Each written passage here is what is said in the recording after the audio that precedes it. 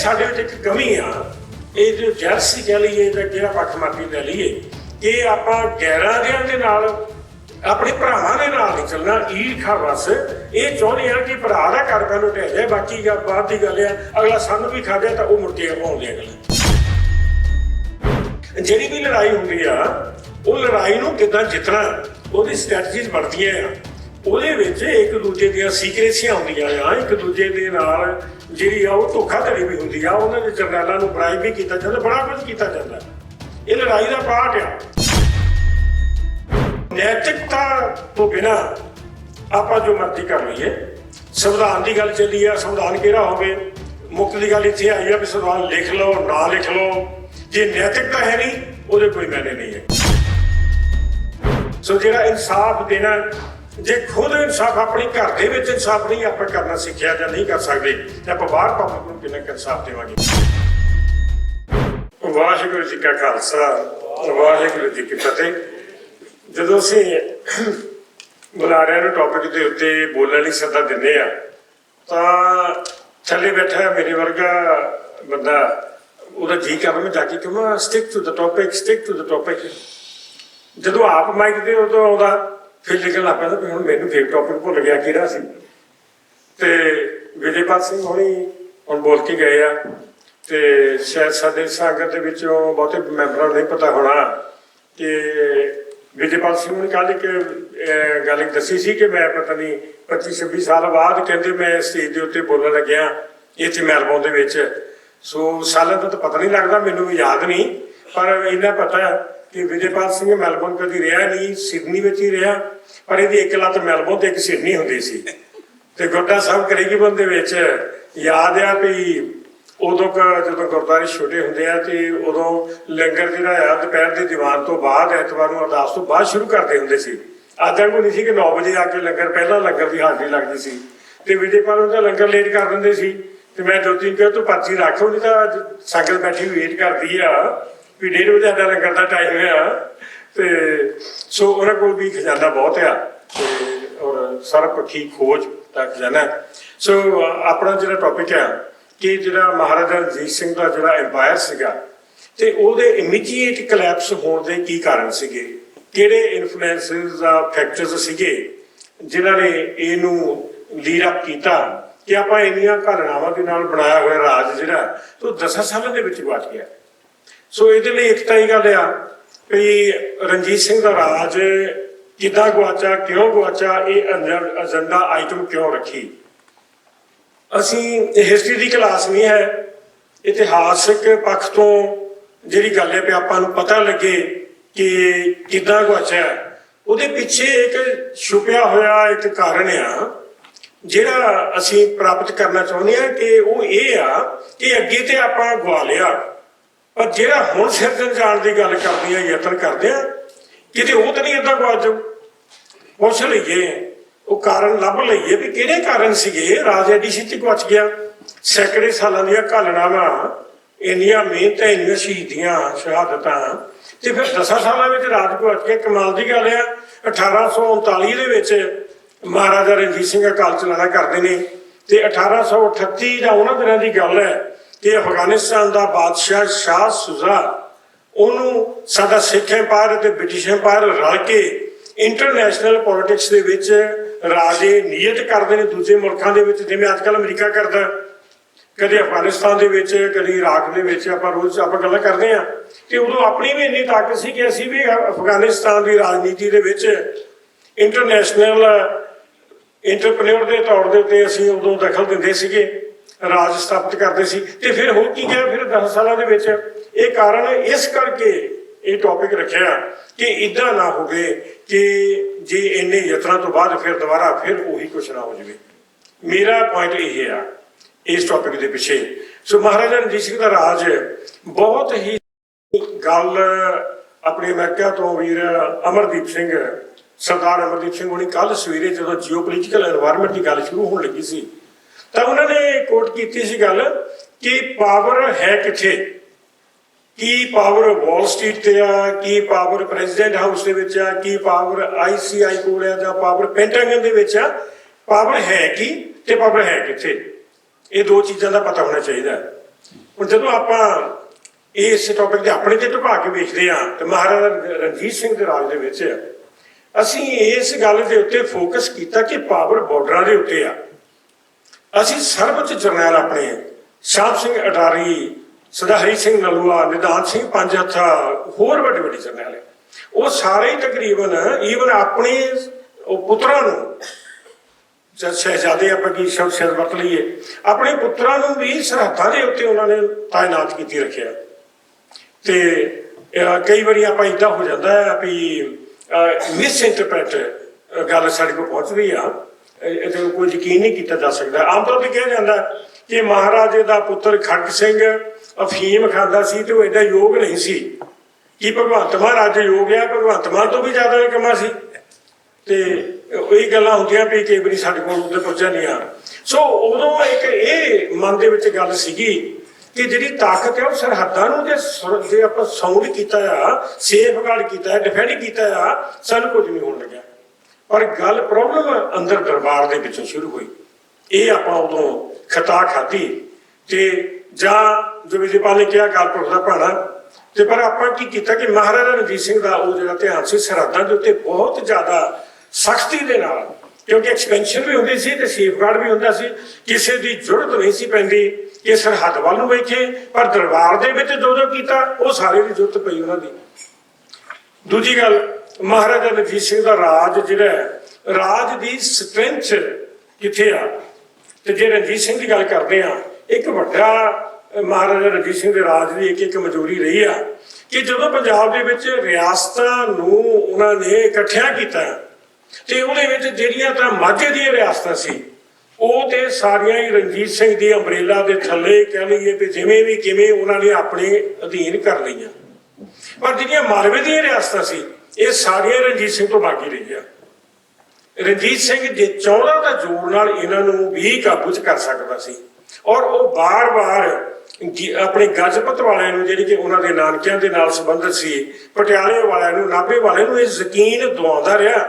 ਇਹਨਾਂ ਦੇ ਕਈ ਮਸਲਿਆਂ ਦੇ ਵਿੱਚ ਆ ਕੇ ਉਹਨੇ ਵਿੱਚ ਕਹਿ ਲਈਏ ਵੀ ਵਿਚੋਲਗੀ ਕਰਦਾ ਰਿਹਾ ਔਰ ਬਾਰ-ਬਾਰ ਯਕੀਨ ਦਿਵਾਇਆ ਕਿ ਮੈਂ ਤੁਹਾਡੇ ਰਾਜ ਨੂੰ ਨਹੀਂ ਛੇੜੂੰਗਾ, ਤੁਸੀਂ ਨਿਸ਼ਚਿੰਤ ਰਹੋ। ਪਰ ਉਹਨਾਂ ਦਾ ਡਰ ਅੰਦਰੋਂ ਖਾਈ ਜਾਂਦਾ ਸੀ। ਤੇ ਕਹਿੰਦੇ ਨੇ ਕਿ ਜਦੋਂ ਪਟਿਆਲੇ ਵਾਲਿਆਂ ਨੇ ਆਪਣਾ ਵਕੀਲ ਕਲਕੱਤੇ ਭੇਜਿਆ ਹੋਇਆ ਸੀ ਕਿ 1809 808 ਦੇ ਲਾਗੇ ਛਾਗੇ ਤੇ ਉਹਦੇ ਅਧੀਨ ਰਹਿਣ ਲਈ, ਤੇ ਜਦੋਂ ਇੱਧਰੋਂ ਚਿੱਠੀ ਆਉਂਦੀ ਆ ਤਾਂ ਮਿਸ ਮੈਟਕਾਫ ਕਿਲੇ ਦੇ ਪਟਿਆਲੇ ਆਉਂਦਾ ਤਾਂ ਉਹਦੀ ਚਾਬੀਆਂ ਮੂਹਰੇ ਸੁੱਟ ਦਿੰਦੇ ਆ ਤੇ ਨੱਚਣ ਲੱਗ ਪੈਂਦੇ ਆ। ਸਿਕਰ ਪੁਆਇੰਟ ਇਹ ਹੈ ਕਿ ਸਾਡੇ ਵਿੱਚ ਕਿ ਵੱਧ ਖਲਾਕੀ ਆ, ਉਹ ਕਿਹੜੀ ਆ ਕਿ ਆਪਣੇ ਭਰਾ ਦੇ ਨਾਲ ਨਹੀਂ ਮੋਢਾ ਲਾ ਕੇ ਖੜਨਾ, 11 ਦੀਆਂ ਜੁੱਤੀਆਂ 'ਚ ਵੀ ਬਹਿ ਜਾਣਾ ਜਾ ਕੇ।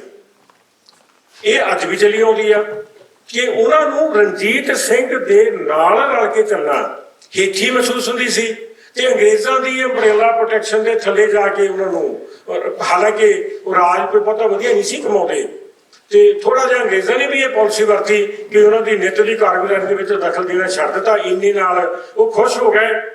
ਤੇ ਇਹ ਵੀ ਮੈਂ ਕਹਿ ਲਵਾਂ ਕਿ ਉਹਨਾਂ ਦੀਆਂ ਰਿਆਸਤਾਂ ਵੀ ਇਸ ਕਰਕੇ ਸਲਾਮਤ ਰਹੀਆਂ ਕਿਉਂਕਿ ਦੂਜੇ ਪਾਸੇ ਰਣਜੀਤ ਸਿੰਘ ਸੀਗਾ। ਜੇ ਰਣਜੀਤ ਸਿੰਘ ਦਾ ਵਪਾਰ ਨਾ ਹੁੰਦਾ ਤਾਂ ਉਹਨਾਂ ਨੇ ਹੋ ਸਕਦਾ ਉਹਨਾਂ ਨੂੰ ਵੀ ਆਪਣੇ ਢੰਗ ਤਰੀਕੇ ਨਾਲ ਡੀਲ ਕਰਦੇ।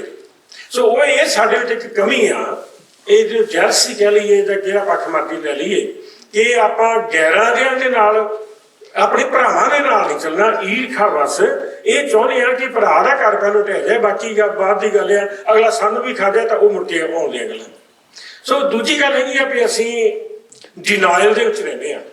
ਸਾਡੀਆਂ ਅੱਖਾਂ ਦੇ ਸਾਹਮਣੇ ਜੋ ਦੀਦਾ ਸਾਨੂੰ, ਅਸੀਂ ਕੋਸ਼ਿਸ਼ ਕਰਦੀ ਕਿ ਝੂਠਾ ਹੀ ਹੋ ਜਾਵੇ ਤਾਂ ਵਧੀਆ, ਕਿ ਮੰਨਣੀ ਨਹੀਂ ਉਹ ਗੱਲ, ਆਪ ਹੀ ਸਿਰ ਲੈਂਦੇ ਆ। ਇਤਿਹਾਸ ਤੇ ਤਾਂ ਭਰੋਸਾ ਕਰਨਾ ਥੋੜ੍ਹਾ ਜਿਹਾ ਮੁਸ਼ਕਿਲ ਆ ਕਿਉਂਕਿ ਜੋ ਸਾਨੂੰ ਪੜ੍ਹਾਇਆ ਜਾਂਦਾ। ਮੈਂ ਇੱਕ ਘਟਨਾ ਨਾਲ ਦੱਸ ਰਿਹਾ ਕਿ ਮਹਾਰਾਜਾ ਰਣਜੀਤ ਸਿੰਘ ਦੇ ਰਾਜ ਦੇ ਵਿੱਚ ਜਿਹੜੇ ਫਕੀਰ ਫੈਮਿਲੀ ਸੀ, ਫਕੀਰ ਅਜ਼ੀਜ਼ੁਦੀਨ, ਫਕੀਰ ਵਹੀਉਦੀਨ, ਫਕੀਰ ਨੂਰਉਦੀਨ, 3 ਭਰਾ ਸਨ ਔਰ ਬਹੁਤ ਵੱਡਾ ਉਹਨਾਂ ਦਾ ਰੁਤਬਾ ਤੇ ਮਾਣ ਸਤਿਕਾਰ ਸੀਗਾ ਫਕੀਰ ਫੈਮਿਲੀ ਦਾ ਰਣਜੀਤ ਸਿੰਘ ਦੇ ਵਪਾਰ ਦੇ ਵਿੱਚ। ਤੇ ਅੱਜ ਕੱਲ੍ਹ ਲਾਹੌਰ ਦੇ ਵਿੱਚ ਉਹਨਾਂ ਦੀ ਪੀੜ੍ਹੀ ਦੇ ਵਿੱਚੋਂ ਸ਼ਾਇਦ ਫਕੀਰ ਸੈਫੂਦੀਨ 5ਵਾਂ ਜਾਂ ਮੇਰਾ ਤਾਂ 7ਵੀਂ ਪੀੜ੍ਹੀ ਦੇ ਵਿੱਚੋਂ ਆ। ਫਕੀਰ ਸੈਫੂਦੀਨ ਬੜਾ ਖਜ਼ਾਨਾ ਸਾਂਭੀ ਬੈਠਿਆ ਲਾਹੌਰ ਦੇ ਵਿੱਚ ਤੇ ਫਕੀਰ ਖਾਨਾ ਮਿਊਜ਼ੀਅਮ ਉੱਥੇ ਖੋਲ੍ਹਿਆ ਹੋਇਆ, ਬੜਾ ਕੁਛ ਉਹਨਾਂ ਦੇ ਕੋਲ ਆ। ਤੇ ਮੈਨੂੰ ਮੌਕਾ ਮਿਲਿਆ ਪਿਛਲੇ ਸਾਲ ਉੱਥੇ ਜਾਣ ਦਾ ਅਤੇ ਉੱਥੇ ਚਲਦਿਆਂ ਚਲਦਿਆਂ ਗੱਲਾਂ ਦੇ ਵਿੱਚ ਇੱਕ ਗੱਲ ਚੱਲੀ ਕਿ ਮਹਾਰਾਜਾ ਰਣਜੀਤ ਸਿੰਘ ਇਤਿਹਾਸ ਦੇ ਵਿੱਚ ਆਉਂਦਾ ਹੈ कि खुशवंत सिंह ने हिस्ट्री ऑफ द सिक्स लिखी आ ते ਉਹਦੇ ਵਿੱਚ ਸੀਗਾ ਇਹ कि महाराजा रंजीत सिंह बहुत बीमारी की हालत ਦੇ ਵਿੱਚ ਨੀਅਰਲੀ ਡੈਥ ਬੈੱਡ ਤੇ ਪਿਆ ਆਪਣੇ ਜਿਹੜੇ ਵੈਦ ਵਗੈਰਾ ਪਰਿਵਾਰ ਆਉਂਦੇ ਆ ਤੇ ਉਹਨਾਂ ਦੇ ਸਾਹਮਣੇ ਥੋੜਾ ਬਹੁਤਾ ਨੀਮ ਬੇਉਚੀ ਦੇ ਵਿੱਚ ਹੈ ਤੇ ਇੱਕ ਨਕਸ਼ਾ ਪੇਸ਼ ਕੀਤਾ ਪੰਜਾਬ ਦਾ ਨਕਸ਼ਾ ਤੇ ਉਹਦੇ ਬਾਹਰਲੇ ਪਾਸੇ ਲਾਲ ਮਾਰ ਕੇ ਲਾ ਕੇ ਨਿਸ਼ਾਨੀਆਂ ਲਾਈਆਂ ਹੋਈਆਂ ਤੇ ਉਹ ਕਹਿੰਦੇ खुशवंत सिंह की जी हिस्ट्री ऑफ द सिक्स वकील सैफुद्दीन कहते हैं कि मैं पढ़िया तो वो जे अहलकार खड़े से उन्होंने रणजीत सिंह ने पूछा कि आ की आ वो कहते तुहाडे राज का ही नक्शा है तो इनके बाहर लाल निशान की है वो कहते जी इत्थे तुहाडा राज है तो बाहर अंग्रेज़ों का राज है ये वो इंडीकेट किया है तो कहते उन्होंने अखां मीट लईयां ते अचानक बोले तो कहते भी एक दिन ये सारा ही लाल हो जाना तो चुप हो गए ਤੇ ਫਕੀਰ ਸੈਫੁद्दीन ਕਹਿੰਦੇ ਮੈਂ ਬੜਾ ਹੈਰਾਨ ਹੋਇਆ ਵੀ ਮੇਰੇ ਕੋਲ ਬੜਾ ਖਜ਼ਾਨਾ ਕਾਗਜ਼ ਪੱਤਰ ਵੀ ਬਥੇਰੇ ਆ ਮੈਂ ਕਿੱਥੇ ਮਿਸ ਕਰ ਗਿਆ ਮੈਨੂੰ ਕੀ ਗਲਤੀ ਲੱਗ ਗਈ ਮੇਰੇ ਤੋਂ ਕੋਈ ਨਾ ਕੋਈ ਚੀਜ਼ ਜਿਹੜੀ ਆ ਭੁੱਲ ਹੋ ਰਹੀ ਆ ਮਿਸ ਹੋ ਰਹੀ ਆ ਕੋਈ ਉਹ ਕਹਿੰਦੇ ਮੈਂ ਉਚੇਚੇ ਤੌਰ ਦੇ ਉੱਤੇ ਬੰਬੇ ਗਿਆ ਟਾਈਮ ਲਿਆ ਖੁਸ਼ਵੰਤ ਸਿੰਘ ਉਹਨਾਂ ਨੂੰ ਮਿਲਿਆ ਰਾਤ ਦੇ 8 ਵਜੇ ਟਾਈਮ ਦਿੱਤਾ ਉਹਨਾਂ ਨੇ ਤੇ ਕਹਿੰਦੇ ਜਦੋਂ ਮੈਂ ਖੁਸ਼ਵੰਤ ਸਿੰਘ ਨਾਲ ਜਾ ਕੇ ਗੱਲ ਕੀਤੀ ਕਿ ਖੁਸ਼ਵੰਤ ਸਿੰਘ ਮੈਂ ਪੜ੍ਹਿਆ ਤਾਂ ਬੜਾ ਕੁਛ ਹੈ ਮੇਰੇ ਕੋਲ ਵੀ ਹੈਗਾ ਕਾਫੀ ਕੁਝ ਪਰ ਮੈਂ ਕਿਤੇ ਨਾ ਕਿਤੇ ਉਕਾਈ ਕਰ ਗਿਆ ਮੈਨੂੰ ਦੱਸੋ ਕਿ ਕਿਹੜੇ ਰਿਸੋਰਸਿਸ ਦੇ ਨਾਲ ਤੁਸੀਂ ਇਹ ਲਿਖਿਆ ਆ ਕਿ ਉਹਨਾਂ ਨੇ ਇਹ ਗੱਲ ਕਹੀ ਸੀ ਤਾਂ ਕਹਿੰਦੇ ਖੁਸ਼ਵੰਤ ਸਿੰਘ ਨੇ ਕਿਹਾ ਹੱਸ ਪਏ ਨਾਲ ਕਹਿੰਦੇ ਫਕੀਰ ਸਾਹਿਬ ਮੈਂ ਹਿਸਟੋਰੀਅਨ ਹੋਣ ਦੇ ਨਾਤੇ ਨਾਲ ਨਾਲ ਮੈਂ ਨੋਵਲਿਸਟ ਵੀ ਹਾਂ ਤੇ ਅਗਲੇ ਐਡੀਸ਼ਨ 'ਚ ਮੈਂ ਕਰ ਦੂੰਗਾ ਉਹ ਕਹਿੰਦੇ ਵੀ ਅਗਲੇ ਐਡੀਸ਼ਨ ਦੀ ਬੁੱਕ ਮੈਨੂੰ ਭੇਜੀ ਤਾਂ ਉਹਦੇ ਵਿੱਚ ਉਹ ਕੱਢੀ ਹੋਈ ਸੀ ਪਰ ਇਹ ਦੇਖੋ ਜੇ ਤੂੰ ਨੋਵਲਿਸਟ ਆ ਤਾਂ ਕੀ ਤੁਹਾਡੇ ਕੋਲ ਹੱਕ ਹੈ ਕਿ ਤੁਸੀਂ ਇਤਿਹਾਸਿਕ ਉਸ ਸੱਚਾਈ ਨੂੰ ਗੰਦਾ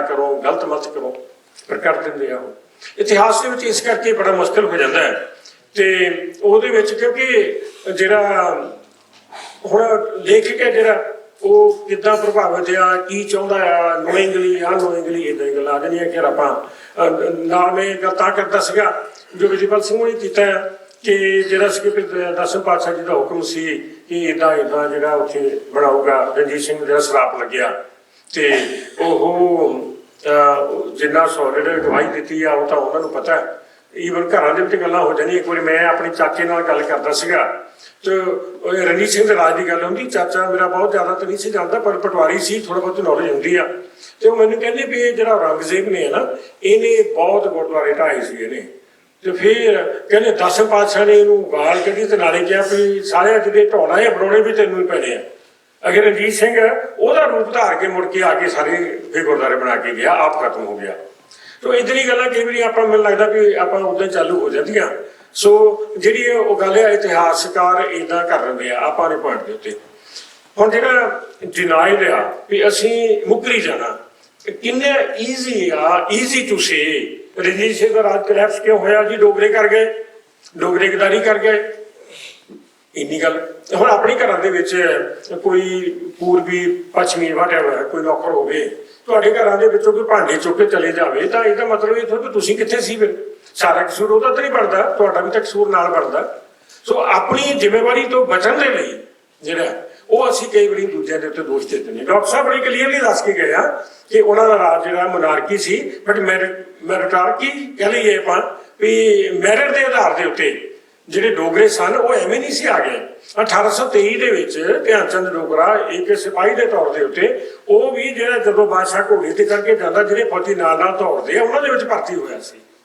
ਸੋ ਨਾਲ ਦੌੜਨ ਵਾਲਾ ਇੱਕ ਸਿਪਾਹੀ ਇਹ ਪੰਜਾਬ ਦਾ ਵਜ਼ੀਰ ਬਣ ਕੇ ਤੇ ਇਹ ਗੱਲ ਕਹਿਣ ਤੱਕ ਚਲੀ ਗਿਆ ਕਿ ਜਿੰਨਾ ਚਿਰ ਮੈਂ ਜਿਉਂਦਾ ਕਿਸੇ ਮਾਰੇ ਹੋਰ ਪੁੱਤ ਨਹੀਂ ਜੰਮਿਆ ਜਿਹੜਾ ਪੰਜਾਬ ਦੀ ਵਜ਼ਾਰਤ ਕਰੇ ਕਿੱਦਾਂ ਹੋ ਗਿਆ ਸਾਰਾ ਕੁਝ ਉੱਥੇ ਤੱਕ ਚਲੀ ਗਿਆ ਕਾਬਲ ਤਾਂ ਹੋਣਗੇ ਲਾਇਕ ਤਾਂ ਹੋਣਗੇ ਪਰ ਉਹਦੇ ਨਾਲ ਜਿਹੜਾ ਦੂਜਾ ਜਿਹੜਾ ਪੱਖ ਆ ਕਿ ਉਹ ਜੋ ਕਰਪਸ਼ਨ ਆ ਜਾਂ ਅੰਦਰੋਂ ਜਿੱਥੇ ਅਸੀਂ ਵਿਸਲੇ ਰਹੇ ਆ ਜਿੱਥੇ ਸਾਡਾ ਕਸੂਰ ਬਣਦਾ ਉਹ ਵੀ ਬਰਾਬਰ ਚੱਲਦਾ ਹੋਣਾ ਆਪਾਂ ਅਕਸਰ ਕਹਿ ਦਿੰਦੇ ਆ ਕਿ ਅੰਗਰੇਜ਼ਾਂ ਨੇ ਰਾਜ ਕੋਲੈਪਸ ਕਰ ਦਿੱਤਾ ਉਹਨਾਂ ਨੇ ਜਿਹੜੇ ਆ ਆਪਾਂ ਲੜਾਈ ਦੇ ਵਿੱਚ ਤੇਜਾ ਸਿੰਘ ਲਾਲ ਸਿੰਘ ਸਾਡੇ ਪਹਾੜਾ ਸਿੰਘ ਸਾਡੇ ਜਿਹੜੇ ਜਰਨੈਲ ਸੀ ਉਹਨਾਂ ਨੇ ਸਾਰੇ ਖਰੀਦ ਲਏ ਜਰਨੈਲ ਖਰੀਦ ਹੋ ਗਏ ਦੈਟਸ ਫਾਈਨ ਕਹਿ ਕੇ ਗੱਲ ਮੁੱਕ ਗਈ 1757 ਦੇ ਵਿੱਚ ਪਲਾਸੀ ਦੀ ਲੜਾਈ ਹੁੰਦੀ ਹੈ ਬੰਗਾਲ ਦੇ ਨਵਾਬ ਸਿਰਾਜੁਦੌਲਾ ਦੇ ਨਾਲ ਅਤੇ sir Robert Clive East India company ਦੇ ਗਵਰਨਰ ਜਨਰਲ ਦੇ ਨਾਲ ਉਹਦੀਆਂ ਫੌਜਾਂ ਰੋਬਰਟ ਕਲਾਈਵ ਨੇ ਤਕਰੀਬਨ 3000 ਅੰਕ ਤੇ ਮਿਲਦਾ ਤੇ ਸਿਰਾਜੁਦੌਲਾ ਦੀ 40,000 ਆ ਮੀਰ ਜ਼ਾਫਰ ਉਹਦਾ ਸੈਨਾਪਤੀ ਆ, ਸਾਰਾ ਕੁਝ ਕਰਤਾ ਧਰਤਾ। ਮੀਰ ਜ਼ਾਫਰ ਨੂੰ ਅੰਗਰੇਜ਼ਾਂ ਨੇ ਖਰੀਦ ਲਿਆ ਤੇ ਜਦੋਂ ਲੜਾਈ ਸ਼ੁਰੂ ਹੋਈ ਆ ਤਾਂ ਬੜੀ ਛੇਤੀ ਜੋ ਪਲਾਨ ਸੀ ਉਹਦੇ ਮੁਤਾਬਕ ਉਹਦੀਆਂ ਫੌਜਾਂ ਭੱਜ ਗਈਆਂ ਤੇ ਜਿੱਤ ਰੋਬਰਟ ਕਲਾਈਵ ਦੀ ਹੋਈ। ਇਹ ਗੱਲ ਹੈ 1757 ਦੀ। ਸੋ ਆਪਾਂ ਆਉਣੇ ਆ 1849 ਦੇ ਵਿੱਚ, ਨੀਅਰਲੀ 90 ਸਾਲ ਬਾਅਦ 1845 ਚ ਕਹਿ ਲਈਏ ਆਪਾਂ। ਜਿਹੜੀ ਵੀ ਲੜਾਈ ਹੁੰਦੀ ਆ ਉਹ ਲੜਾਈ ਨੂੰ ਕਿੱਦਾਂ ਜਿੱਤਣਾ ਉਹਦੀ ਸਟ੍ਰੈਟਜੀਜ਼ ਬਣਦੀਆਂ ਆ। ਉਹਦੇ ਵਿੱਚ ਇੱਕ ਦੂਜੇ ਦੀਆਂ ਸੀਕ੍ਰੇਸੀਆਂ ਹੁੰਦੀਆਂ ਆ, ਇੱਕ ਦੂਜੇ ਦੇ ਨਾਲ ਜਿਹੜੀ ਆ ਉਹ ਧੋਖਾਧੜੀ ਵੀ ਹੁੰਦੀ ਆ। ਉਹਨਾਂ ਦੇ ਜਰਨੈਲਾਂ ਨੂੰ ਬਰਾਈਬ ਵੀ ਕੀਤਾ ਜਾਂਦਾ, ਬੜਾ ਕੁਝ ਕੀਤਾ ਜਾਂਦਾ। ਇਹ ਲੜਾਈ ਦਾ ਪਾਰਟ ਆ। ਆਪਾਂ ਲੜਦੇ ਹਾਂ ਲੜਾਈ ਵਿੱਚ, ਪੁਰਾਣੇ ਜ਼ਮਾਨੇ ਵਿੱਚ ਘੋੜੇ ਵਰਤਦੇ ਸਾਂ, ਇਸੇ ਕਰਕੇ ਵਰਤਦੇ ਸਾਂ ਕਿ ਅਟੈਕ ਕਰਕੇ ਦੌੜ ਕੇ ਬਚ ਸਕੀਏ ਤੇ ਦੂਜੇ ਪਾਸੇ ਅਟੈਕ ਕਰੀਏ। ਅੱਜ ਜਹਾਜ਼ ਆ ਗਏ, ਮਿਜ਼ਾਈਲਾਂ ਆ ਗਈਆਂ, ਟੈਂਕ ਆ ਗਏ, ਲੜਾਈ ਦਾ ਪਾਰਟ ਆ ਇਹ ਵੀ ਲੜਾਈ ਦਾ ਪਾਰਟ ਹੈ ਕਿ ਜਰਨੈਲਾਂ ਨਾਲ ਕਿਵੇਂ ਗੰਢ ਸੰਢ ਕਰਨੀ ਆ, ਦੁਸ਼ਮਣ ਦੇ ਖੇਮੇ ਦੇ ਵਿੱਚੋਂ ਇਨਫੋਰਮੇਸ਼ਨ ਲੈਣੀ ਆ ਤੇ ਆਪਣੀ ਨੂੰ ਬਚਾ ਕੇ ਰੱਖਣਾ। ਇਹ ਸਾਰਾ ਲੜਾਈ ਦਾ ਪਾਰਟ ਆ। ਸੋ ਜਦੋਂ ਅਸੀਂ ਇਹ ਕਹਿ ਦਿੰਦੇ ਆ ਕਿ ਉੱਥੇ ਤੇਜਾ ਸਿੰਘ, ਗੁਲਾਬ ਸਿੰਘ, ਲਾਲ ਸਿੰਘ ਹੁਣੀ ਸਾਡਾ ਗਦਾਰੀ ਕਰ ਗਏ, ਇਹ ਤੇ ਉਹਨਾਂ ਦੀ ਗਦਾਰੀ ਤੇ ਸਭ ਜੱਗ ਰਹਿੰਦੇ, ਧੋਤੀ ਨਹੀਂ ਜਾਣੀ, ਬਟ ਆਪਣੀ ਗੱਲ ਹੈ ਜਿਹੜੀ। ਸੋ ਆਪਾਂ ਉੱਥੇ ਕਿੱਥੇ ਫੇਲ ਹੋਏ ਆ, ਇਹ ਗੱਲ ਨੋਟ ਕਰਨ ਵਾਲੀ ਹੈ, ਕਿਉਂਕਿ ਆਪਾਂ ਗਾਂ ਵੀ ਨਹੀਂ ਜਰਨੈਲ ਨੂੰ ਨਿਯੁਕਤ ਕਰਨੇ ਆ। ਆਪਾਂ ਕਿਤੇ ਇੱਥੇ ਥੋੜ੍ਹਾ ਗੱਲ ਮੁੱਕ ਜਾਣੀ ਹੈ। ਸੋ ਇਹ ਜਿਹੜੇ ਨੁਕਤੇ ਨੇ ਇਹ ਸਾਡੀ ਸੈਲਫ ਐਨਾਲਿਸਿਸ ਦੀ ਮੰਗ ਕਰਦੇ ਨੇ ਕਿ ਜਿਹੜਾ ਬਾਰ-ਬਾਰ ਦੁੱਖ ਇਸ ਗੱਲ ਦਾ ਆ ਕਿ ਦੁਬਾਰਾ ਨਾ ਵੀ ਵਾਜੇ, ਬਾਰ-ਬਾਰ ਨਹੀਂ ਸਤਲੁਜ ਖੂਨ ਦੀਆਂ ਨਦੀਆਂ ਤਰ ਕੇ ਰਾਜ ਸਥਾਪਿਤ ਹੁੰਦੇ। ਤੇ ਜਦੋਂ ਕਿਤੇ ਸਲਾਮਤ ਬਾਅਦ ਕਿਤੇ ਗੁਰੂ ਦੀ ਬਖਸ਼ਿਸ਼ ਹੁੰਦੀ ਆ ਤਾਂ ਇਹਨਾਂ ਨੁਕਤਿਆਂ ਦੇ ਵੱਲ ਆਪਣਾ ਜਿਹੜਾ ਉਹ ਧਿਆਨ ਦੇਣਾ ਬਣਦਾ ਹੈ। ਤੇ ਬਾਕੀ ਹੈ ਵੀ ਆਪਾਂ ਇਹ ਵੀ ਜਾਣਦੇ ਹਾਂ, ਗੁਰਬਾਣੀ ਦਾ ਸ਼ਬਦ ਹੈ ਕਿ ਸੱਚੋ ਔਰੇ ਸਭ ਕੋ ਉੱਪਰ ਸੱਚ ਆਚਾਰ, ਕਿ ਜਿਹੜਾ ਸੱਚਾ ਸੁੱਚਾ ਜੀਵਨ ਹੈ, ਜਿਹੜਾ ਆਚਰਣ ਹੈ, ਉਹ ਸੱਚ ਬਹੁਤ ਵੱਡਾ, ਪਰ ਉਹ ਸੱਚ ਤੋਂ ਵੀ ਵੱਡਾ ਹੈ। ਕਈ ਵਾਰੀ ਗੱਲ ਸਟੇਜ ਦੇ ਉੱਤੇ ਨੈਤਿਕਤਾ ਦੀ ਹੁੰਦੀ ਹੈ, ਵੀ ਨੈਤਿਕਤਾ ਜਿਹੜੀ ਆ ਬਾਰ-ਬਾਰ ਹੋਈ ਹੈ ਕੱਲ ਦੀ ਗੱਲ। ਸੋ ਨੈਤਿਕਤਾ ਤੋਂ ਬਿਨਾਂ ਆਪਾਂ ਜੋ ਮਰਜ਼ੀ ਕਰ ਲਈਏ। ਸੰਵਿਧਾਨ ਦੀ ਗੱਲ ਚੱਲੀ ਆ, ਸੰਵਿਧਾਨ ਕਿਹੜਾ ਹੋਵੇ, ਮੁਕਤ ਦੀ ਗੱਲ ਇੱਥੇ ਆਈ ਆ ਵੀ ਸੰਵਿਧਾਨ ਲਿਖ ਲਓ ਨਾ ਲਿਖ ਲਓ, ਜੇ ਨੈਤਿਕਤਾ ਹੈ ਨਹੀਂ ਉਹਦੇ ਕੋਈ ਮਾਇਨੇ ਨਹੀਂ ਹੈ। ਸੋ ਜਿਹੜਾ ਇਨਸਾਫ ਦੇਣਾ, ਜੇ ਖੁਦ ਇਨਸਾਫ ਆਪਣੀ ਘਰ ਦੇ ਵਿੱਚ ਇਨਸਾਫ ਨਹੀਂ ਆਪਾਂ ਕਰਨਾ ਸਿੱਖਿਆ ਜਾਂ ਨਹੀਂ ਕਰ ਸਕਦੇ ਤੇ ਆਪਾਂ ਬਾਹਰ ਪਬਲਿਕ ਨੂੰ ਕਿੰਨਾ ਇਨਸਾਫ ਦੇਵਾਂਗੇ। ਉਹ ਜਿਹੜੀ ਨੈਤਿਕਤਾ ਆ, ਇਹ ਤੋਂ ਬਿਨਾਂ ਜੋ ਵਿਜੇਪਾਲ ਸਿੰਘ ਨੇ ਜਿਹੜੀਆਂ ਗੱਲਾਂ ਕੀਤੀਆਂ ਨੇ ਉਹ ਸਾਰੀਆਂ ਇਸ ਗੱਲ ਦੇ ਉੱਤੇ ਇਹ ਨਹੀਂ ਕਿ ਆਪਾਂ ਸੰਧਾ ਵਾਲੀਆਂ ਨੂੰ ਕੋਈ ਕਸੂਰਵਾਰ ਠਹਿਰਾਉਣੇ ਆ। ਸ਼ਾਇਦ ਇਤਿਹਾਸ ਦੇ ਵਿੱਚ ਹੈ ਕਿ ਬਾਬਾ ਨੌਤ ਸਿੰਘ ਵੱਡੇ ਵਡੇਰੇ ਹੋਏ ਆ। ਬਾਬਾ ਨੌਤ ਸਿੰਘ ਦੇ ਦੋ ਪੁੱਤਰ ਸੀ, ਬੁੱਢਾ ਸਿੰਘ ਅਤੇ ਚੰਦਾ ਸਿੰਘ। ਬੁੱਢਾ ਸਿੰਘ ਦਾ ਪੁੱਤਰ ਸੀ ਚੜਤ ਸਿੰਘ, ਚੜਤ ਸਿੰਘ ਦਾ ਮਹਾ ਸਿੰਘ, ਮਹਾ ਸਿੰਘ ਦਾ ਰਣਜੀਤ ਸਿੰਘ। ਦੂਜੇ ਪਾਸੇ ਨੌਤ ਸਿੰਘ ਦਾ ਪੁੱਤਰ ਚੰਦਾ ਸਿੰਘ ਸੀ, ਉਹਦੀ ਫੈਮਿਲੀ ਜਿਹੜੀ ਆ ਕਿ ਚੱਲੀ ਆ, ਉਹਦੇ ਵਿੱਚੋਂ ਸੰਧਾ ਵਾਲੀਆ ਪਰਿਵਾਰ ਆ। ਮਹਾਰਾਜਾ ਰਣਜੀਤ ਸਿੰਘ ਦੇ ਚਾਚੇ ਤਾਏ ਦੇ ਸਕੇ ਭਰਾ ਹੀ ਆ, ਕੋਈ ਦੂਰ ਦੀ ਕੋਈ ਫੈਮਿਲੀ ਨਹੀਂ ਹੈ, ਚਾਚੇ ਤਾਏ ਭਰਾ ਲੱਗਦੇ ਆ। ਸੋ ਉਹ ਜਿਹੜਾ ਉਹਨਾਂ ਨੇ ਇਹ ਨਹੀਂ ਵੀ ਰਾਜ ਦੇ ਵਿੱਚ ਦਗੇ ਕੀਤੇ ਆ, ਬਟ ਹਾਲਾਤ ਇਦਾਂ ਦੇ ਬਣ ਗਏ। ਜੇ ਥੋੜਾ ਜਿਹਾ ਡਿਟੇਲ ਦੇ ਵਿੱਚ ਪੜ੍ਹੋ ਤਾਂ ਉਹ ਚਿੱਠੀਆਂ ਜਿਹੜੀਆਂ ਧਿਆਨ ਚੰਦ ਆਪ ਹੀ ਲਿਖਦਾ, ਅੰਗਰੇਜ਼ਾਂ ਨੂੰ ਭੇਜ ਦਿੰਦਾ, ਆਪੇ ਹੀ ਲਿਖ ਕੇ ਰਸਤੇ ਦੇ ਵਿੱਚੋਂ ਅੰਗਰੇਜ਼ਾਂ ਕੋਲੋਂ ਵਾਪਸ ਲਿਆ ਕੇ ਪੰਚਾਇਤ ਦੇ ਵਿੱਚ ਪੇਸ਼ ਕਰ ਦਿੰਦਾ ਹੈ। ਕਿੰਨਾ ਕੁਝ ਕੀਤਾ ਉਹਨੇ। ਉਹ ਜਿਹੜੇ ਗੁਨਾਹ ਸੰਧਾ ਵਾਲੀਆਂ ਤੋਂ ਜਾਂ ਸ਼ੇਰ ਸਿੰਘ ਤੋਂ ਕਰਵਾਏ ਆ, ਅੱਜ ਤੇ ਲਾਅ ਦੇ ਵਿੱਚ ਇਹ ਗੱਲ ਆਪਾਂ ਜਾਣਦੇ ਹਾਂ ਕਿ ਕਸੂਰ ਜਾਂ ਕਹਿ ਲਈ ਵੀ ਕ੍ਰਾਈਮ ਕਰਨ ਵਾਲੇ ਨੂੰ ਜਿਹੜਾ ਕ੍ਰਾਈਮ ਸੌਦਾ ਕਰਨ ਦੇ ਵਾਸਤੇ ਉਹ ਵੀ ਬਰਾਬਰ ਦਾ ਜਾਂ ਇਹ ਲੋਕ ਤੋਂ ਵੀ ਵੱਡਾ ਦੋਸ਼ੀ ਮੰਨਿਆ ਜਾਂਦਾ ਹੈ। ਸੋ ਉਹਨਾਂ ਤੋਂ ਜਿਹੜੇ ਗੁਨਾਹ ਕਰਵਾ ਲਏ ਗਏ ਨਾ, ਉਹ ਇੱਦਾਂ ਨਹੀਂ ਕਿ ਉਹਨੇ ਇੰਡੀਪੈਂਡੈਂਟਲੀ ਵੋਲੰਟੀਅਰਲੀ ਆਪਣੇ ਤੌਰ ਤੇ ਕੀਤੇ ਆ। ਉਹਨਾਂ ਦੇ ਪਿੱਛੇ ਜਿਹੜੀਆਂ ਸਾਜ਼ਿਸ਼ਾਂ ਦੀ ਲੜੀ ਸੀ ਉਹ ਜਿਹੜੀ ਆ ਉਹਦੇ ਅਧੀਨ ਉਹਨਾਂ ਨੇ ਉਹ ਕੁਝ ਕੀਤਾ। ਸੋ ਇਹ ਗੰਭੀਰ ਵਿਸ਼ਾ ਸਾਡਾ ਟਾਈਮ ਮੈਂ ਨਹੀਂ ਆਪ ਜ਼ਿਆਦਾ ਲੈਣਾ, ਨਹੀਂ ਤਾਂ ਫਿਰ ਕਹਿਣਾ ਵੀ ਆਪ ਮਾਈਕ ਦੇ ਉੱਤੇ ਆ ਕੇ ਨਹੀਂ ਹਟਦੇ। ਸੋ ਮੈਂ ਇੱਥੇ ਹੀ ਸਮਾਪਤ ਕਰ ਦੇਣਾ, ਕਿਉਂਕਿ ਆਪਾਂ ਜਦੋਂ ਆਪਣਾ ਡਿਸਕਸ਼ਨ ਕਰਨੀ ਹੈ ਨਾ ਟੇਬਲ ਦੇ ਉੱਤੇ 2.5 ਘੰਟੇ ਹੈਗੇ ਸਾਡੇ ਕੋਲ, ਫਿਰ ਇਸ ਟੌਪਿਕ ਨੂੰ ਆਪਾਂ ਡਿਟੇਲ ਦੇ ਵਿੱਚ ਉੱਥੇ ਡਿਸਕਸ ਕਰਾਂਗੇ। ਤੁਹਾਡਾ ਵੀ ਉਹਦੇ ਵਿੱਚ ਕੰਟਰੀਬਿਊਸ਼ਨ ਲਵਾਂਗੇ, ਯੋਗਦਾਨ ਪਾਵਾਂਗੇ, ਆਪ ਹੀ ਆਪਾਂ ਕੁਐਸਚਨ ਆਨਸਰ ਕਰਾਂਗੇ। ਸੋ ਇੱਥੇ ਮੇਰੇ ਵੱਲੋਂ ਇੱਥੇ ਸਮਾਪਤੀ ਆ। ਸੋ ਭੁੱਲ ਚੁੱਕੀ ਦੀ ਖਿਮਾ। ਵਾਹਿਗੁਰੂ ਜੀ ਕਾ ਖਾਲਸਾ, ਵਾਹਿਗੁਰੂ।